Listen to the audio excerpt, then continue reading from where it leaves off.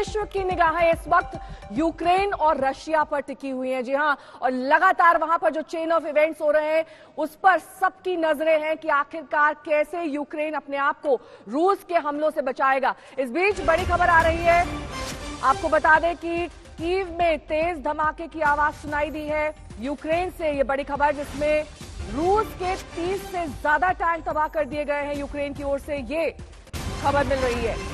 राजधानी कीव के पास धमाके सुने गए हैं और इन तेज धमाकों के बीच वहां पर सभी नागरिक अपने आप को सुरक्षित बचाने की कोशिश में 800 से ज्यादा रूसी सैनिक मार गिराए गए हैं, ये यूक्रेन ने दावा किया है।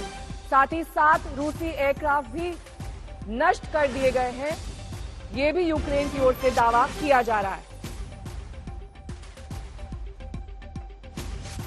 मारियोपोल से मेरे सहयोगी गौरव सावंत इस वक्त तमाम जानकारी के साथ जुड़ गए हैं और गौरव लगातार अपडेट वहां से हम तक पहुंचा रहे हैं। गौरव, देखिए, सबसे बड़ा सवाल इस वक्त यही बना हुआ है कि आखिरकार यूक्रेन अपने आप को किस तरीके से डिफेंड करेगा, कितना व्यापक उसका डिफेंस स्केल होगा, क्योंकि दावे तो तमाम किए जा रहे हैं लेकिन जिस तरीके का फुल फ्लेजेड ये अटैक है, चाहे वो वायु हो, चाहे वो जमीन से हो, चाहे वो वाटर बॉडीज के जरिए हो, सब जगह से, जल थल वायु सभी जगह से रूस का अटैक सामने आ रहा है। ऐसे में कैसे होगा ये बचाव?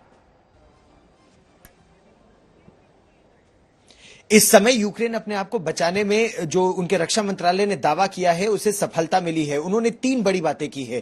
पहली बात, 2 रूस के वायुसेना के Su-30 लड़ाकू विमान यूक्रेन ने गिराने का दावा किया है। उन्होंने कहा कि उनके Su-27s ने रशिया के Su-30s गिरा दिए, पहली बात। दूसरी बात, एक वीडियो अभी जारी किया गया है, जो वीडियो आज तक पर हमारे दर्शक देख भी रहे हैं, कि एक इनकमिंग मिसाइल, एक रूस की तरफ से दागी गई मिसाइल यूक्रेन पर एक रिहायशी इलाके के ऊपर, उसे एंटी मिसाइल सिस्टम ने उसे मार गिराया।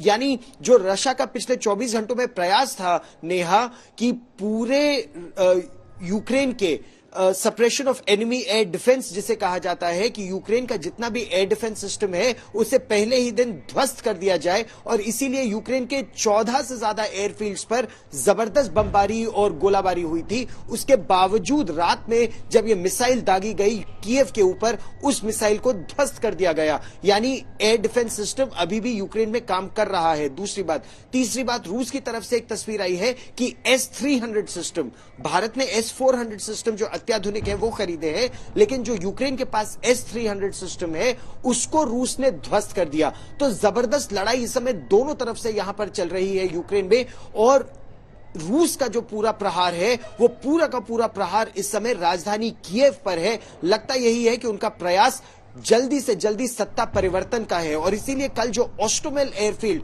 जो कीव से महज 10 किलोमीटर दूर एक बहुत बड़ी एयरफील्ड है, एक एयर बेस है यूक्रेन का जहां एंटोनोव विमान बनते हैं, उस एयरफील्ड पर कब्जा करने का रूस का दावा था। लेकिन देर रात, यानी अभी यहां सुबह 5:30 बजे है, करीब रात 12 बजे यूक्रेन ने दावा किया कि उन्होंने ओस्टोमेल एयरफील्ड पर एक काउंटर अटैक किया और वहां से रूस की सेना को मार गिराया, भगा दिया वहां से। कुछ लोगों ने आत्मसमर्पण किया, ये ऐसा यूक्रेन का दावा है, और ओस्टोमेल एयरफील्ड एक बार फिर अब यूक्रेन के कब्जे में है। तो काउंटर अटैक और अपने देश को बचाने का प्रयास जबरदस्त चल रहा है यूक्रेन की तरफ से। हालांकि चेर्नोबिल का जो न्यूक्लियर पावर प्लांट है, जहां बहुत बड़ा हादसा हो चुका था, उस चेर्नोबिल पावर प्लांट पर अब रूस का कब्जा है। यह बात यहां के प्रधानमंत्री ने भी मान ली है अब से करीब 10 मिनट पहले।